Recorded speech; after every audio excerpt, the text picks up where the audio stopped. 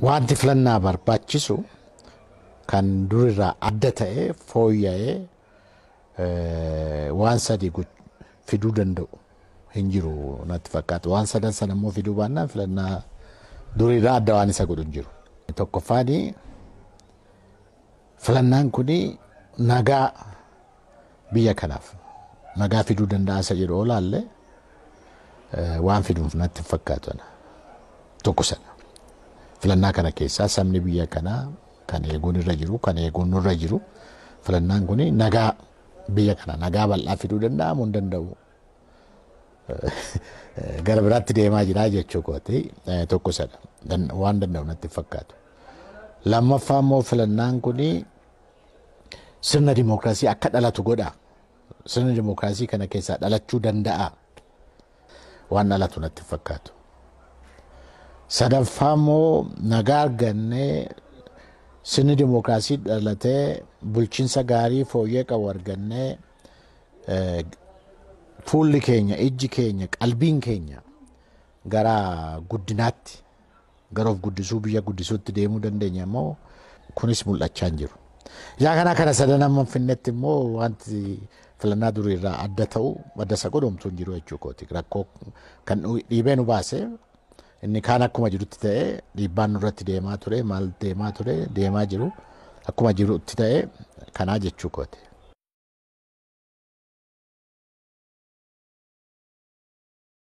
Inni waliigaltee biyyaa marii biyyaa jedhamu suni baay'eetu deemaa ture.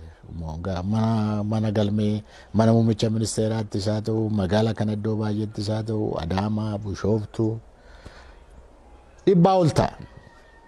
Tokko lama miti jechuudha. Sana keessa iddoo muummichi ministeeraas qooda fudhatee jira. Mariin nuti muummichi ministeeraa yoo waraqaa dhiyeessee waggaa lama fuuldura galma Afrikaa Economic Commissionitti deemsifnes tureera. Isaa qabee marii baay'eedha.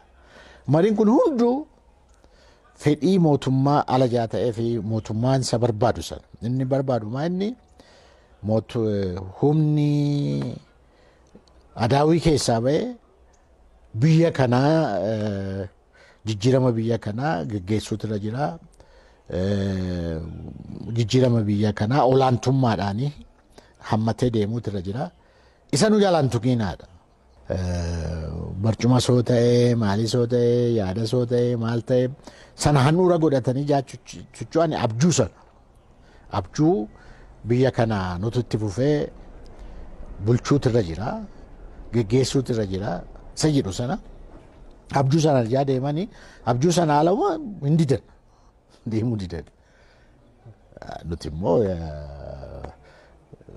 bara waggaa 50 isaa ta'u waggaa 30 isaa ta'u waggaa maalii isaa ta'u kan hidhamaa turre kan dararamaa turre gatii guddaa kan itti kaffalle inni ijoollee Oromoo kan gannamaa ture sirna kana jijjiiruudhaan hamma sirni kun hin jijjiiramnetti maalloo godhanuuf kanatti nu rakkise walitti dubbiin darbee tureera. Isa ammas kana kan hammachuu danda'u rakkoo kan akkatutti hiikuu kan danda'u deemsisuu hin dandeenya. Amma gaaddisa jennee uumne turre iddoon muummichi ministeeraa jirtu waliin mallatteessine turre lafaa ka'uu hin dandeenya.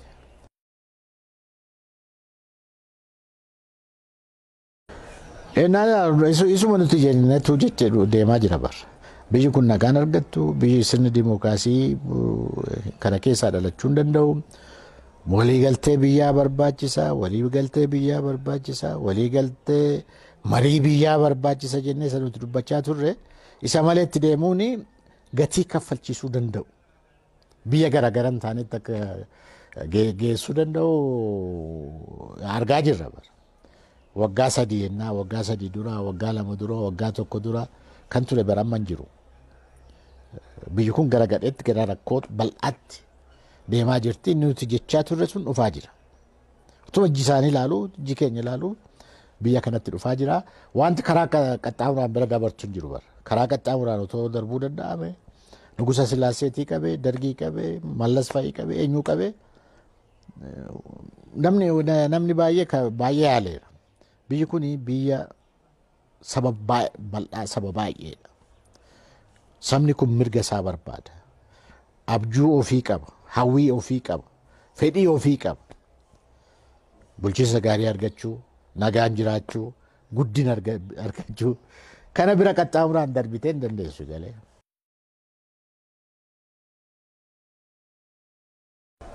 Yeroon ittiin siyaasa keessaa ba'uu dandeessu waan lama jiraachuutu irra jira. Tokko akka hin taanetti abdii kutus irra jira. Abdii kutus irra jira. Lama immoo nagahee kana caalaa warra kaanittan dabarsaa kana caalaa waan guddaa fiduu hin danda'u jettee karaa qaxxaamuraa gubbaa ga'us irra jira. Amma inni ilaalu achi ga'uu hin dadhabee si galee malee akkuma jette dhuguma jedheera. Garuu naan mana hidhaatii bahu immoo innaas qalbii sabaa ilaaluu innaa ilaalu karaa walakkaatti nu dhiiftee deemtaayii isa jedhudha rakkoon kun. Karaa walakkaatti nu dhiiftee deemtaayii waan jedhu fakkaata. Galma hin geenye karaa walakkaa jira qabsoon biyya kanaa. Gara fuulduraatti amma humna isaa biyya kanaas haa ta'u saba keenya saba Oromoos haa ta'u gara fuulduraatti deemaa jiru laga hin ceene. Iddoo kana iddootti walirraa baanu miti jechuudha. Hamma oonaatti duubas fuulduras iddoo jirru sennaan ilaalu akka qabsaa'aatti homaan jedhu. Haaxinnaatu haa guddutu sabni kuni nuu qabsaa'aa ture nuu qabsaa'aa jira. Gara fuuldurattis nuu qabsaa'uu danda'a waan jedhu waan sana keessatti qooda koo fudhadhe natti fakkaata jechuudha. Akka qabsaa'aatti. Qabsaa'aan immoo laga ce'uu danda'utu irra jira. Qabsoo sana laga ceesuu danda'utu irra jira. Qabsichi laga hin ceene. Si galee abdiinis hawwiinis abjuunis laga gama jira. Isa kana akka qabsaa'aatti maaliifanii kana keessa baramma kanaa ture naan jedhu waan itti gaabbuun jiru. Amma humna koo gumaachaadhuman deemee gumaachaadhuman dhufee jechuudha. Amma humna koo amma beekumsa koo yaaleera. Sanaa waan itti gaabbuun qabu. Homaan jedhuu jechuudha. Akka nama tokkootti paartileen keenyas akka dhaabbii tokkootti homaan jedhanii jechuudha. Garuu abjuu saba keenyaa galmaan geenye hin geenye. Qabsoo saba keenyaa laga ce'ee galma ga'ee hin geenye. Sabni keenya dararamuurraa bilisa ba'ee maalirraa hundarraa bilisa ba'ee jireenya fooyyee qabu jireenya addunyaan itti jiraatu jiraachaa jira miti. Kanaaf qabsoofti fufnaa jechuudha.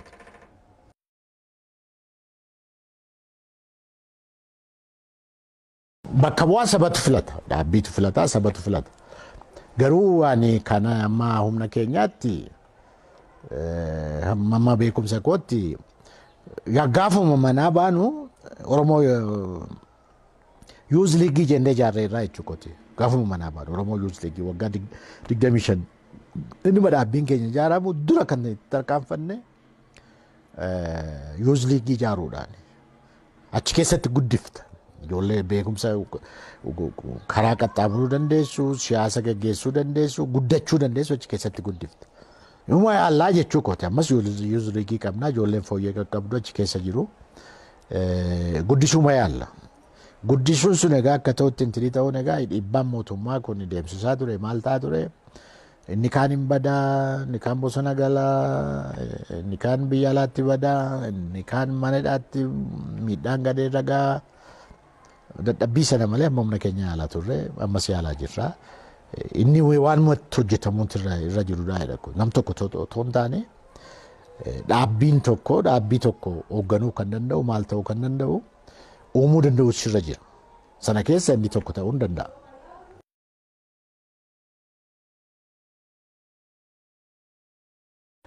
Namni bosona miti maannoo bosonuu miti bosonatti kan galu dhiibameetu. Asii rakkoo nagaadhaan waan hiikoon tokko innaa karaan itti cufamu innaa dadhabu innaa aaru innaa mootummaan karaa itti cufu gara sana deema. Innaan naga'u warri tokko warri barattootuma yuunivarsiitii fayyada warra achi deeman. Egaa maanni seetee rakkoo bal'aa kan uume mootummaadha. Si galee hiikoonis hunda caala kan argamu jechuudha achidha. mootummaan rakkoo sana amma hiiknetti maaliif caakkaa maaliif bosonatti galanii maaliif jireenya bosonuu jiraatu jettee gaafachuun si rakkisa si galee akka ta'utti qeequutu nu rakkisa akka ta'utti jechuukooti garuu namni jaalatee bosonan galu innaa isaanii abawoo fi mootummaa araarsuu yaalanis sitti meeran hunduu asiif achi deeme qawwee lafa kaa jaarsoliin abbaa gadaa qawwee lafa kaa jedhu wanti tokko humni lama saraawitiin lama biyya tokko keessa wal bukkee jiraachuu hin danda'u tokkoo ta'e malee ijaa kana wanti suni dirqamaan deemuutu irra jira galuun isaanii garuu namni immoo qawwee hojii waggaa 30 waggaa 40 waggaa 20 jiraate qawwee kee lafa kaayoo jette hamman boojinetti hoo boojite inni tapha biraati situunti ni godha si boojeera kana hoo goote malee ho'iin sin ajjeesaa ho'iin kanan godha kana godhi wanti kee situu kennuu danda'a hamman boojinetti jarri kun attamitti galu galanii maal hojjetu jireenya maalii jiraatu wanti isaan manaa ba'aniif yoo qabsoo isaan manaa ba'anoo abjuu isaan manaa fudhatanii ba'anoo attamitti deebi'a kana gubbaatti hojjedha karaa lachuu tokkoffaa karaa jireenya isaanii lammaffaa karaa gaaraantii waasinaa isa jedhamu kana qawwee lafa keessa caljetteen hin taatu sadaffaa abjuun jedhamu wanti jara kana bosonatti isaan dhaqee abjuun jara kana baase manaa baase maan inni attamitti deebi'a kana gubbaa walii galtee barbaachisaa jara lachuutti meen ture mootummaan warri mootummaa wajjin jaarsoliin biyyaa sabbaan gadaa namni baay'ee warri deemu warri abbaa qabeenyaa sinata yeroo baay'ee maa inni ergaa mootummaa hojiirra oolchuudha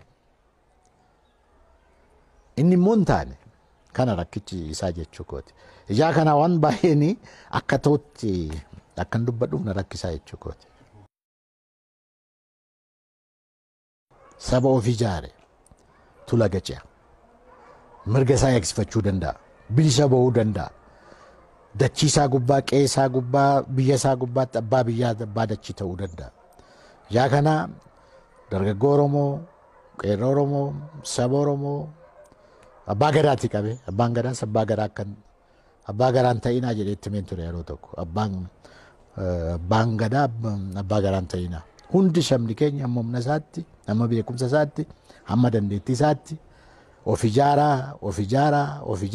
ijaaraan jedha saba of ijaareetu mirga isaa eegsifata laga ce'uu danda'a kabajama qabeenya horata qabeenya isaa gubbaattis abbaa qabeenya isaa ta'e nagaanis jiraachuu danda'a rakkoon Oromoo achidha akka ta'utti of ijaaruu dadhabuudha akka ta'utti of ijaaree qabsoo kana itti seenuu danda'uudha yaa kana kanumaan kanani qeerroo Oromoottis dargaggoo Oromoo abbaa gadaa Oromoo jaarsa Oromoo beekaa Oromoo maal hundatti kanan immoo of ijaaraa qabsoo saba keessanii keessatti qooda fudhadhaa